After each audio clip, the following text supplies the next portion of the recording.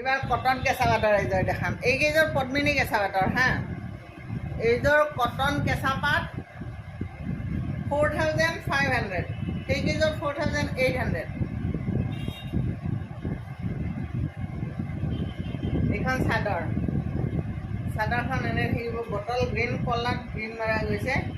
এইটো blouse piece আৰু ইয়াৰে আপোনাৰ চাইড পাৰিটো আছে। চইচটো আপোনাৰ, যিহেতু মই পাৰিটো বৈ দিছোঁ ইয়াতে এনেকৈ, কিন্তু তথাপিতো কিছুমানে বিচাৰে কাৰণে পাৰিটো বৈ দিয়া গৈছে। এইখন মেখেলা, ইয়াতে চাইড পাৰিটো মই বৈ দিছোঁ। আপোনাৰ চইচ, আপুনি চাইড পাৰিটো লগালে লগাব পাৰে আৰু নলগালে ব্লাউজৰ ডিজাইন কৰি ল'ব। এইযোৰ গ্ৰীণত মই পিছে ৰঙা ব্লাউজ পিন্ধিছোঁ, ফুলটো ৰঙাত আছে কাৰণে। আৰু সেইটো এইযোৰত আপুনি পিংক কালাৰৰ ব্লাউজ পিন্ধিলে উজ্জ্বল লাগিব। এইযোৰ 4800ত আপুনি ল'ব পাৰিব।